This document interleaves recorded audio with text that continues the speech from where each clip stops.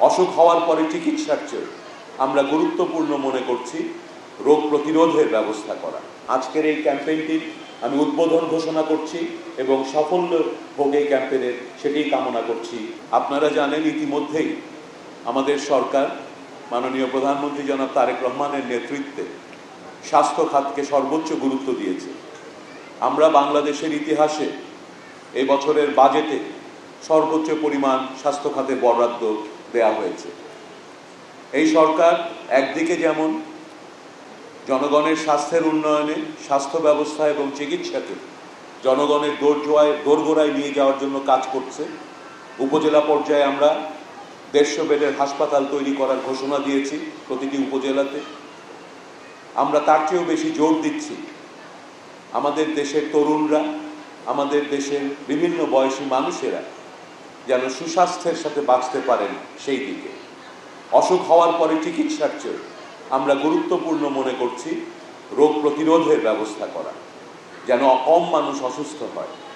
এবং সে কাজটি করতে গেলে অর্থাৎ রোগ প্রতিরোধ বা প্রিভেনশনের জন্য মাঠ পর্যায়ে আমাদের কাজ করতে হবে তৃণমূল পর্যায়ে।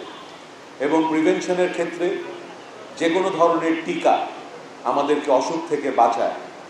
সে কারণে আপনারা জানেন ইতিমধ্যেই কিছুদিন আগে আমরা সফলভাবে মিজলস টিকার জন্য সারা দেশব্যাপী কাজ করেছি।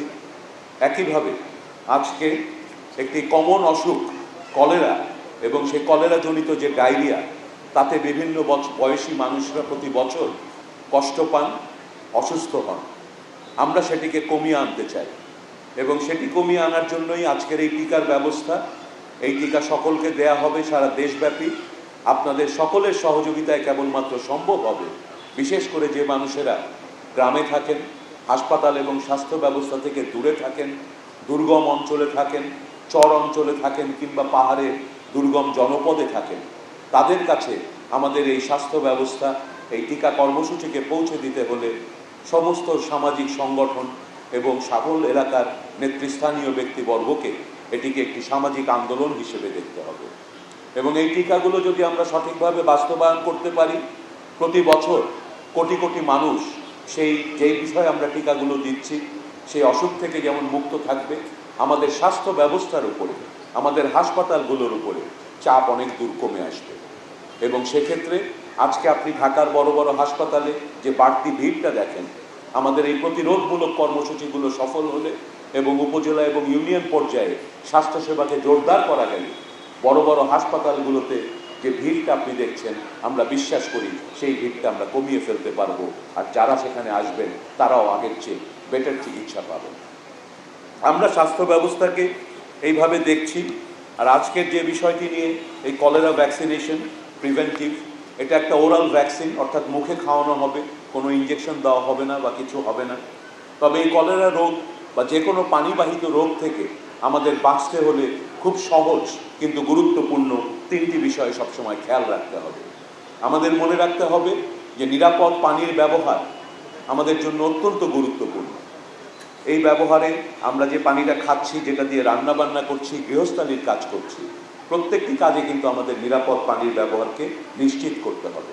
পানি বিশুদ্ধকরণ এবং সংরক্ষণ সঠিকভাবে না করলে বিভিন্ন পানিবাহিত রোগে আমরা আক্রান্ত হব। আরেকটি গুরুত্বপূর্ণ বিষয় হচ্ছে হাত ধোয়ার যে চর্চা, এবং সেটা সঠিকভাবে হাত না ধুলে সারা বিশ্বব্যাপী কিন্তু এ ব্যাপারে ক্যাম্পেইন হয়। ওয়াটার স্যানিটেশন, হাইজিন, এগুলো নিয়ে যে ক্যাম্পেইনটা হয়, এই ওয়াশ ক্যাম্পেইন সারা বিশ্বে কোটি কোটি মানুষকে রোগ থেকে বাঁচিয়েছে, কোটি কোটি মানুষের জীবন রক্ষা করেছে।